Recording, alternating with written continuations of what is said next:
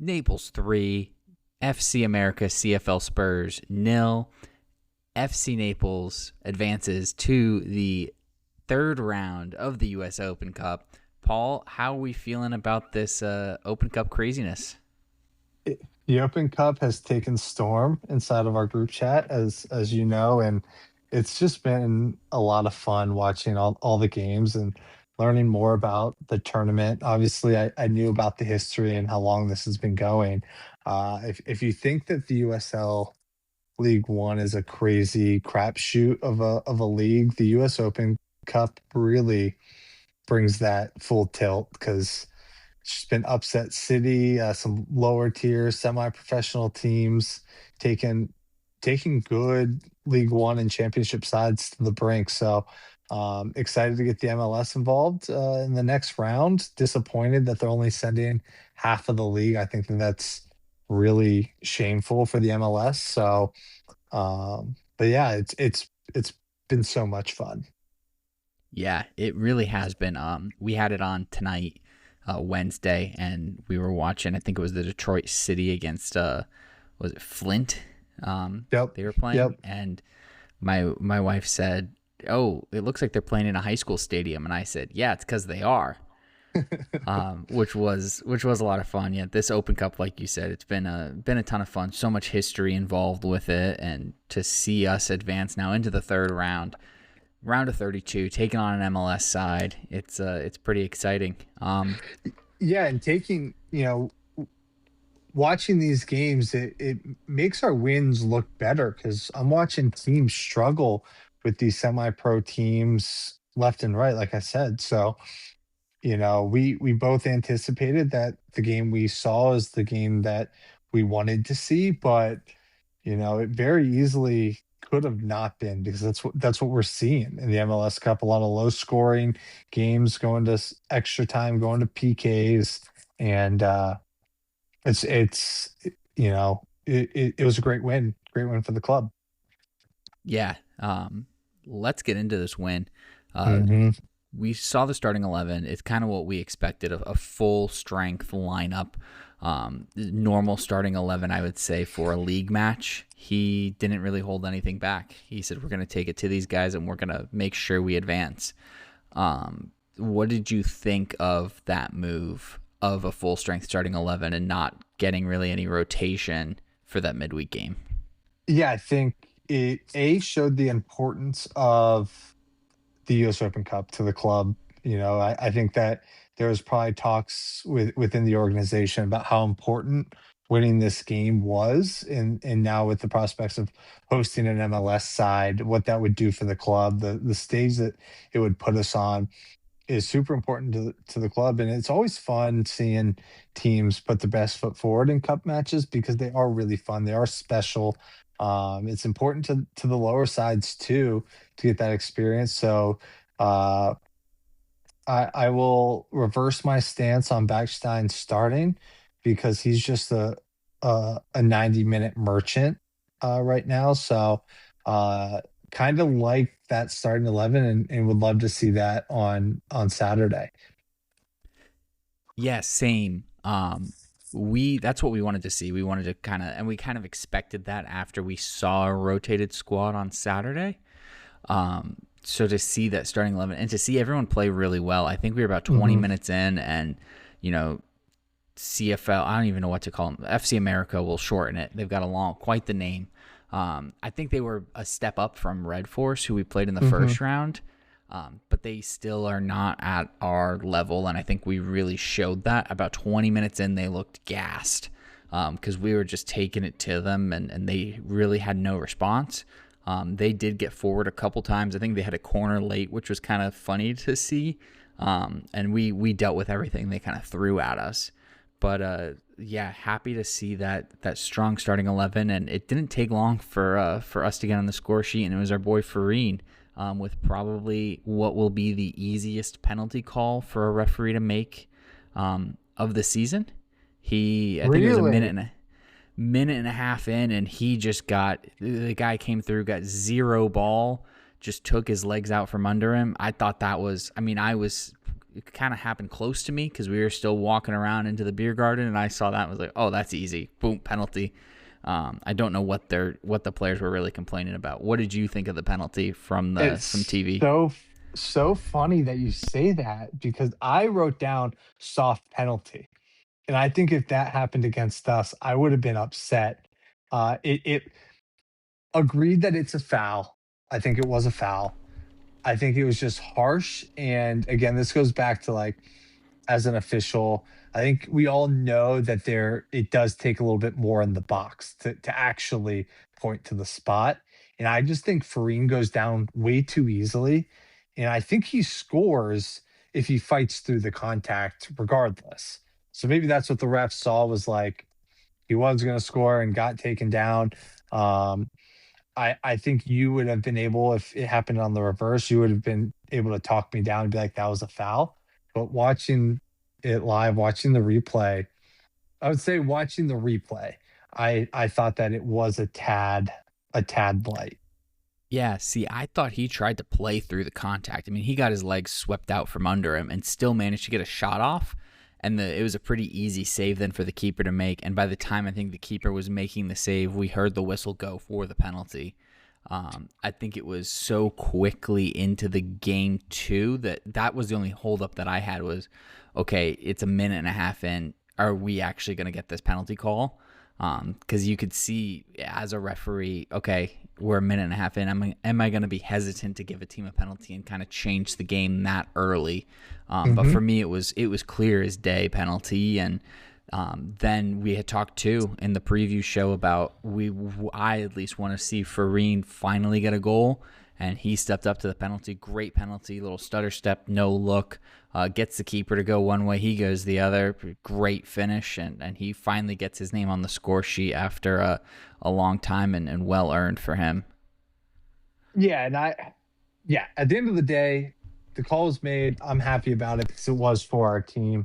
I'm gonna definitely rewatch this replay now that you say it's a clear penalty and see if that changes my perspective a little bit, like it usually does. But yeah, we talked about it pretty much the whole show was we want to see Farine get on the board today, and hopefully the monkey's off his back and he's gonna execute, going forward and finish one of the many chances he's had so far this season. Yeah, and I think we could kind of see, at least I could live, his confidence was up. There's a couple times where I was like, okay, you're like, yeah, he's a really good player. Don't get me wrong. But is he good enough to take on three of their defenders at once? Probably not. And I think he tried to do that one time and just take on three of them. And he beat two of them to his credit. But the third guy took the ball right off of him. And I was screaming at him, just cut it back. Just cut it back. So happy for him to finally get on the score sheet. And he, I thought, had a great game kind of in that first half. And the first half was really, after that penalty, it was all us. I really don't know how we didn't score again. We created so many chances. I think Taylor Gray had a chance. O'Connor had a free kick. Garcia was all over them. Torres, again, really dominating the midfield, not letting them. Anytime they would come up about the center circle, he was there to dispossess them and then looking to play a ball out and kind of get the game, get us going forward again. I thought it was a great first half. Was kind of disappointed we didn't score again. What did you make of it from TV? Yeah, I agree. I was gonna, and I know you hate this stat, but it would be really interesting if we had an expected goals metric. I don't know if there's any sites that do that specifically for this tournament. Um, it, you know, the commentators were like, "Oh, they have a lot of shots, but they're not really high quality." And they're not a sponsor of the show, but ESPN Plus so much better than the commentators we got from Paramount. The color commentator, if you watch the game on Paramount Plus, was so bad, and it felt like he was a diehard FC America fan and didn't want to see Naples win. And he was pulling so hard for a cup set because he said almost nothing positive about the team. Criticized the official for the red card, which I assume we were going to get to next. Was if you watched and as in-game comment here. New Mexico just hit a screamer to tie it with El Paso. That's how crazy the Open Cup is I have to have it on while we're talking about the Open Cup. But it was I'm sorry, that was El Paso that hit the screamer, so it's 2-0. Anyway, sorry. The red card. I thought it was clear as day. You texted about it in the group chat. The fact that the commentator was sitting there saying that wasn't a red card, and I think it was it Torres who lost the ball? Was blaming I think it was Garcia or that Garcia? Garcia had fouled him on the buildup. I think I said in the live, I thought it was Cisneros. It was Garcia who fouled him. Clear foul. He kind of just gets dispossessed. He just pulls him down. But then, yeah, I thought live, I'm down on the fence, right? It happened right in front of me. I thought live, it was clear as day. He cocked the elbow back and caught his face. Like right at it. No questions asked by us. We all thought it was red. Referee clearly thought it was red, and then he kind of like tried to talk him. The player tried to kind of talk himself out of it. I did think for them too, it was unfortunate because that number 10 was probably their best player. Yep. So for him to be sent off right before halftime was really a big blow for them. And now you're trying to take on a professional side and come back and find anything with 10 men. When I think they had, 3 shots the entire game. Mm-hmm. Gonna make it an impossible task. But yeah, for me, it was clear red card. And yeah, not much else to say about it. We're lucky he didn't get hurt there with the elbow flying back. Yeah, clear as day red, and it kind of circles back to your earlier point about the penalty. No real hesitation from the ref. He pulled the red card out right away to the point where I didn't even see him give the red card. I saw it in his hand after he had shown it. But I agree. And watching the replay a couple times now, I just don't know how there was any thought that that's not a red card.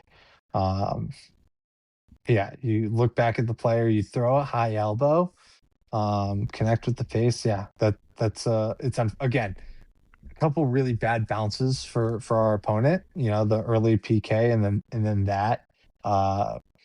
I think if Naples would have been able to score a late first half goal, it really would have put it away and left no questions going into the second half. But lucky for us, they looked phenomenal in the second half. Yeah, the second half we just kind of picked up right where we left off. If not, I thought the second half might have been even better. Significantly better in my opinion.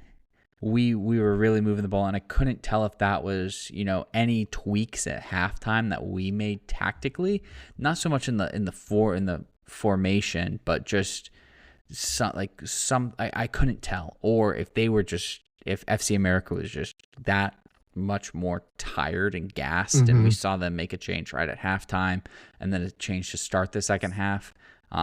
Was it that, or was it us, finding a different level to bring our game? But yeah, we were again all over them to start the second half, and then the goal didn't come until the 60th minute, which I didn't realize it had taken that long live, from another 15 minutes, but it felt like it was a lot quicker. So that 15 minutes really flew by, and you gotta love a fullback to fullback goal. Glasser playing a ball into Cisneros, and Cisneros just getting up there for the header and burying it. I went a little crazy in the stands because it was really well worked goal, I thought, and for him to get up there, really well deserved because he had just hit the post right before that too. Yeah, totally. You don't see that often in soccer. You see it, sometimes in other sports, right? So he steals the ball around midfield, comes in, and like he usually does, puts a banger on net and just misses by inches, right? And we keep the ball, and he gets a second chance. And I don't know, probably didn't see it live. Not sure if you saw it when you watched the recap. He hits the defender with a "you're too little" taunt. Oh yeah. Oh, I saw that live. He gets up there and then has the audacity, one of the shortest guys on the team, to call somebody else too little. And you mentioned it in one of our first episodes, you expect to see some header goals, and you finally get it. Yeah, and from the probably the most unlikely candidate, like Hmm. he's so quick. He's so good on and off the ball, winning tackles, whatever you need him to do, he'll do. And I never thought that it was one of those like, I'm sorry I was unfamiliar with your game. The way he got up in the air, it looked live like he was up there for 3 seconds, like just kind of floating there to head the ball. Um, just a great, well worked goal. And Cisneros, I thought when he shot it and it hit the post, I Hmm. was already planning to come on here and say, Cisneros bangers only. That's the only kind of goal he scores. But this header I think lived up to it, and then the celebration to tell the defender who's got a couple inches on him, he's too little, was the icing on the cake. So well done to him. Yeah, I was gonna mention, and this is gonna sound disrespectful, but honestly, the guy puts only exciting goals in the back of the net, and this might have been. I don't know if this cracks his top five for best goals. What do you think? Is the Yeah, short I guy getting the header I making the top five? nothing will ever beat that goal to tie the game up against AV Alta at like Uh-huh. 1 a.m. our time in the Yep. East Coast. That's still going to be number one for me. But that's another great goal. Yeah, incredible, and just to show the range that he has. Yeah, bangers only. I still think that it does meet the criteria of it being a banger only goal for that guy. Oh yeah. So then after that goal, we thought we had a third goal from, it looked like Bakshin got the final touch. It might have been Migletti. We did see Gio Migletti make his first appearance, so excited for him to be coming on board and finally getting some minutes after an injury. But thought he was going to get thought he had scored. It looked like he had scored the ball across the line. Referee said no, and unfortunately no goal line technology to say either way. Um, that ball was across the line, though, wasn't it? I did watch it Y- back, and it looked to be across the line. mm, Those camera angles can play tricks, but what did you think of Backstein first? We'll call it his first quote goal. Cool.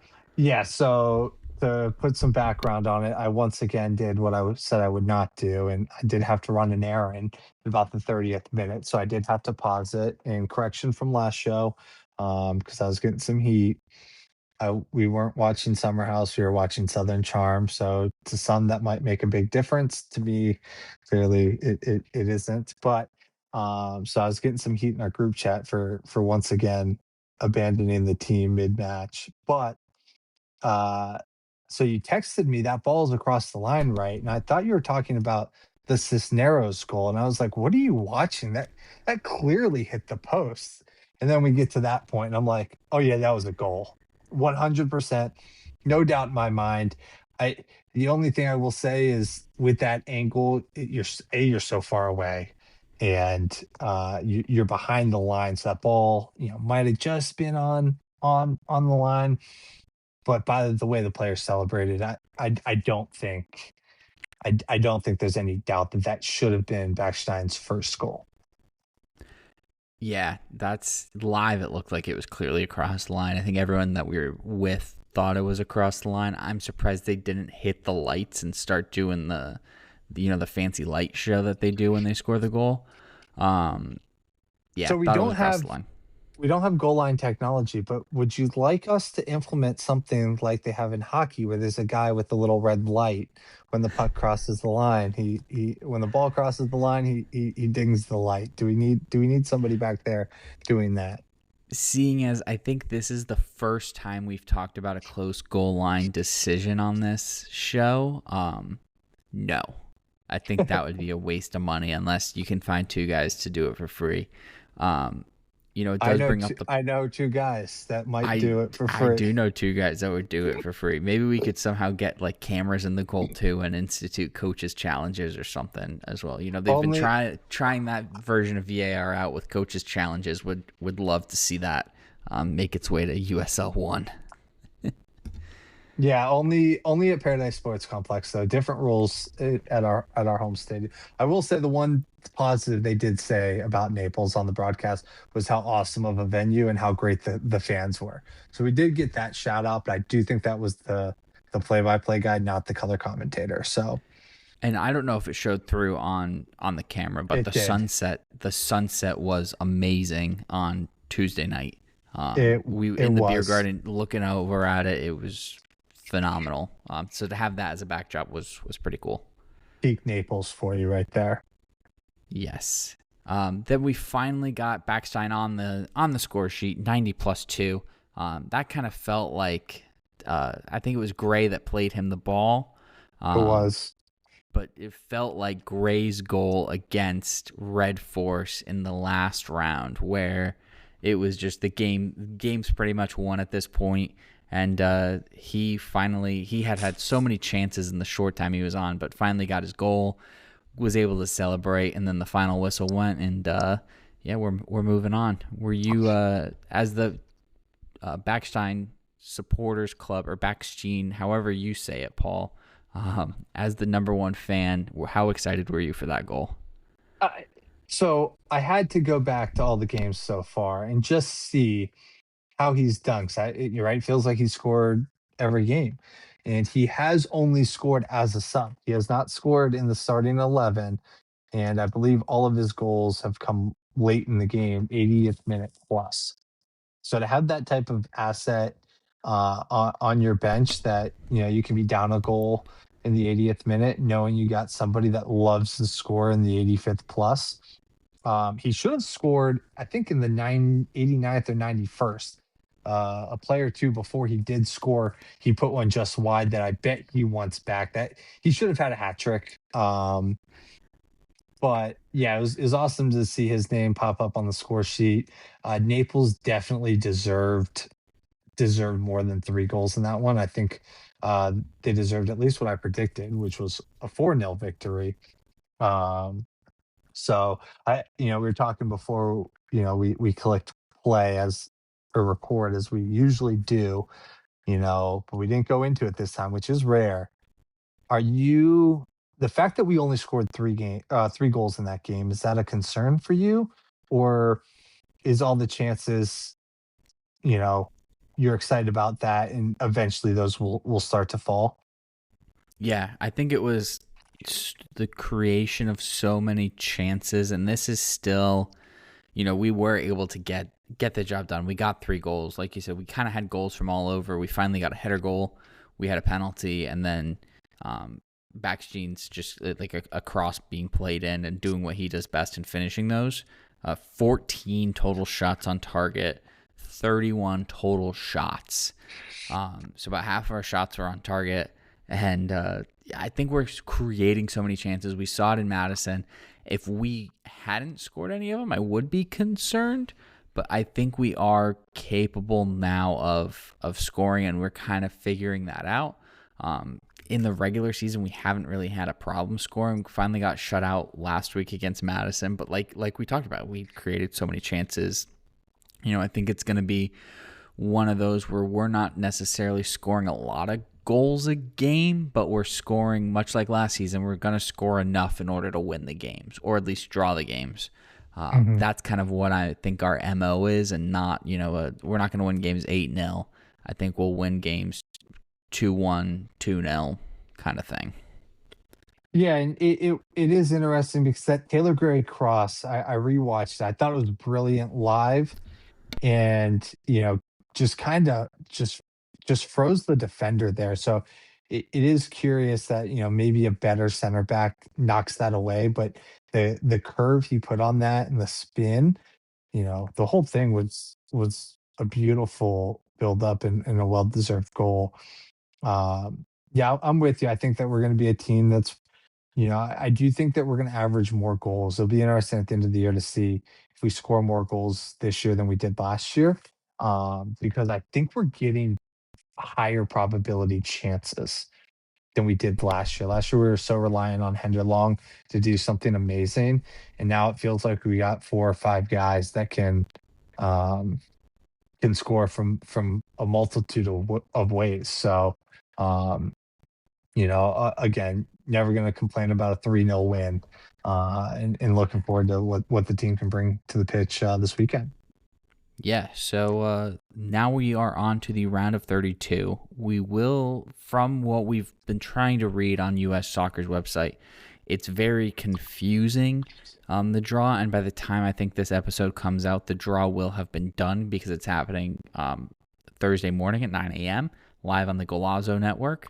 But there's like things with 8 groups and pods, and you gotta only certain teams can host in the pod, and I think we could potentially host this game. It seems like we would, and they're gonna base it off of geography. So to me, the easiest pods would be you throw 2 MLS teams in it, 2 non-MLS teams, because all the MLS teams are going to play teams that just advanced, it seems, from what this is all me trying to base it together off of an article on U.S. Soccer's website.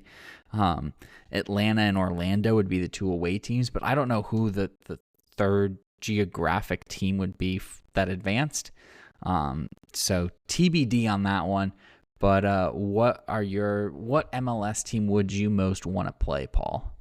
Yeah, I'm hoping that the US Open Cup really throws some curveballs and doesn't do pods by local geographic, but by as far as possible that you could go. And would love to see us take on the San Jose Earthquakes on the road, so I could catch the club out here for an away day.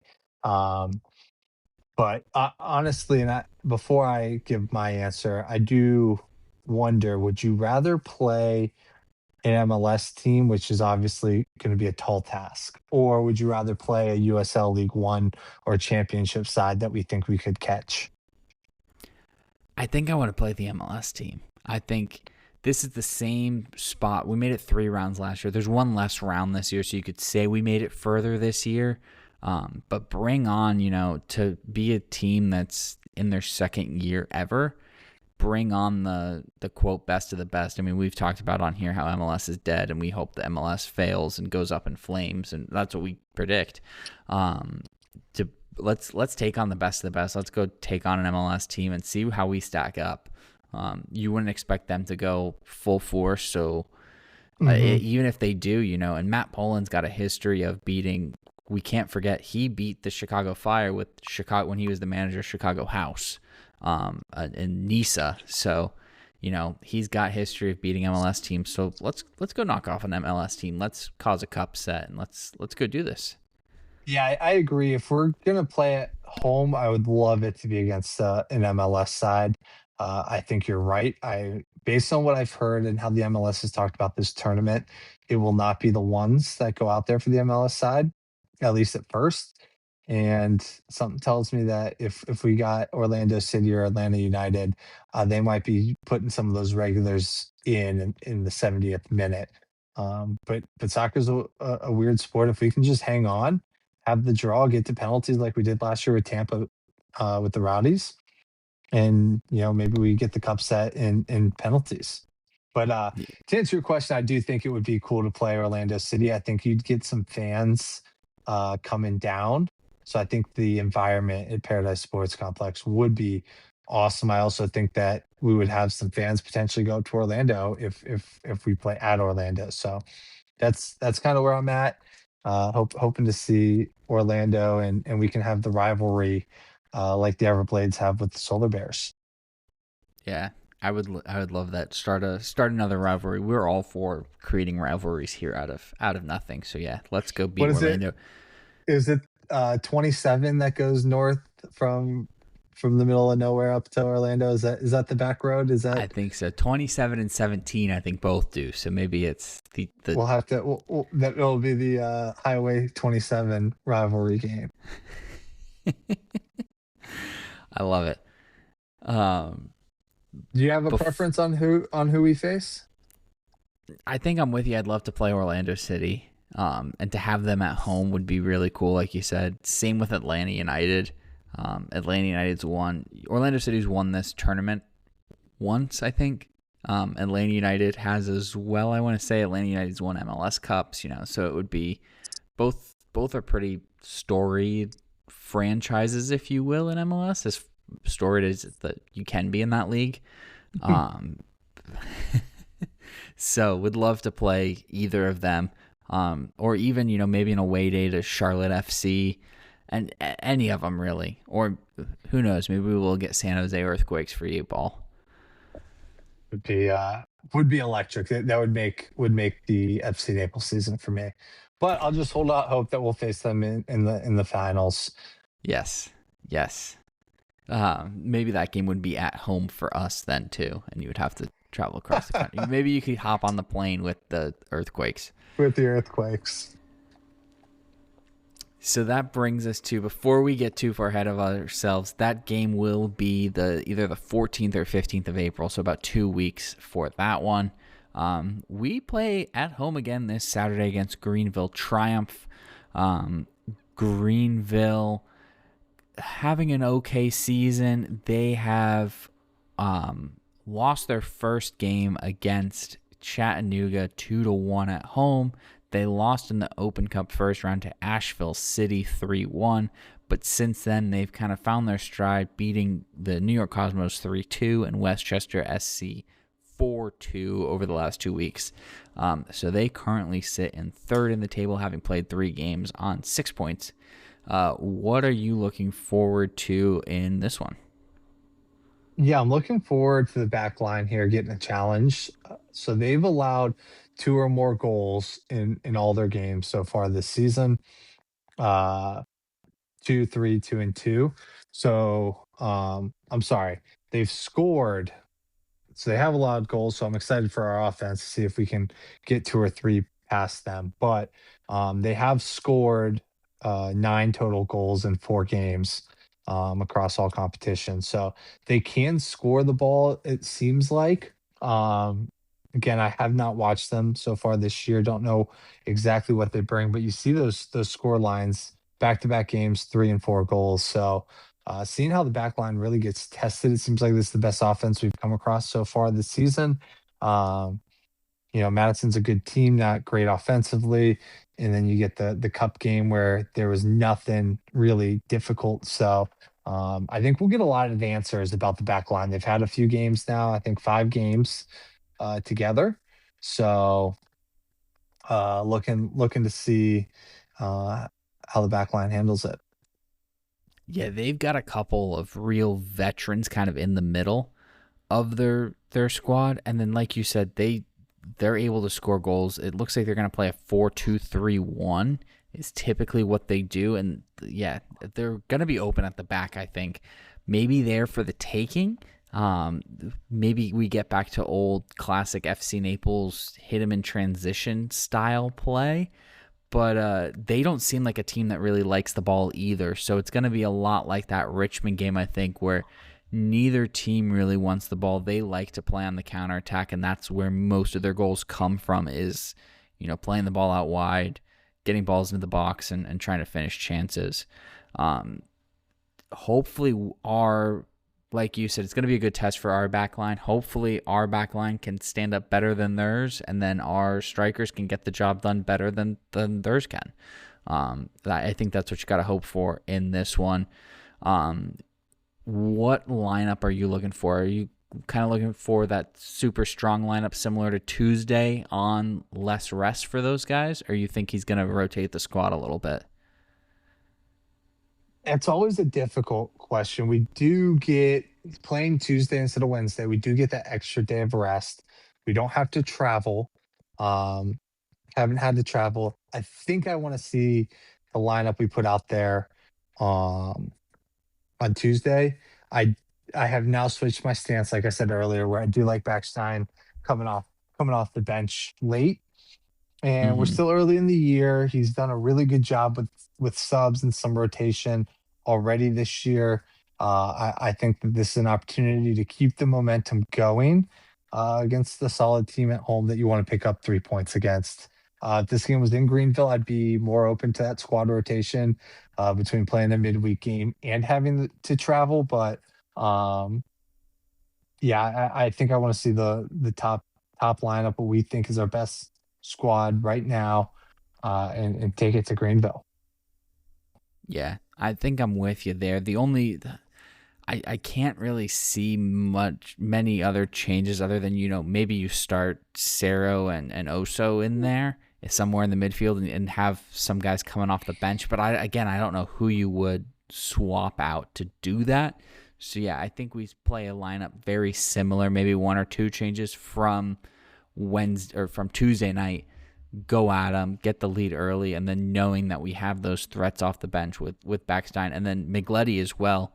He, I thought, looked pretty good when he came on, but knowing that we've got the proven, off the bench goal scorer in Backstein, I think that's what you do. And if you need a change around 60, 65 minutes, you've got it off the bench and you can rely on those guys, knowing that then you've got a whole week until we play Sarasota. With no travel in between there. So nice little, as much of a break as you can ask for at this time of year.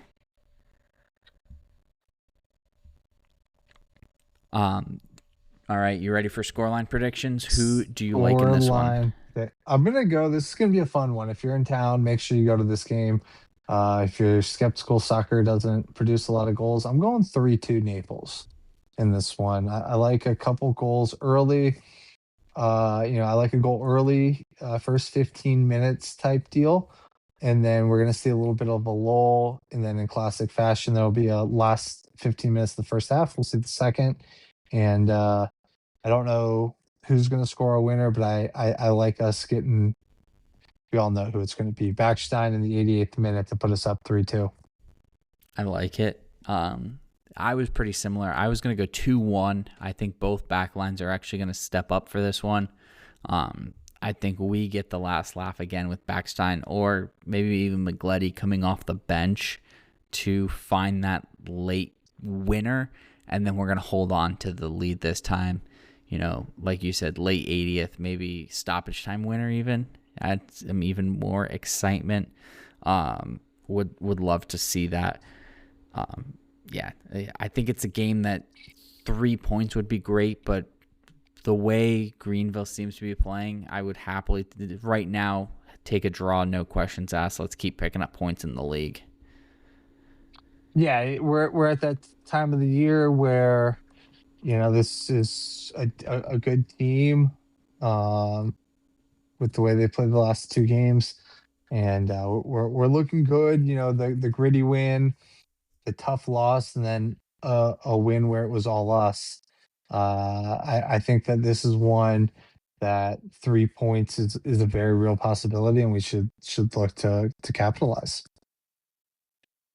Yeah, looking forward to Saturday night. That's Saturday night, 7 o'clock. We're back on ESPN Plus if you can't make it to the game. Back home. Should be another great night. It was a beautiful night on Tuesday, so hoping for more weather like that. Make sure to follow us on social medias. Share the show with your FC Naples loving friends or people who you just want to get into it. Bring friends to the FC Naples games too. Get everyone exposed to this atmosphere, as many people as possible. And let's get excited for the next round of the Open Cup, continued success in the league, all of that. Thank you all so much for listening. Until next time, up the Naples.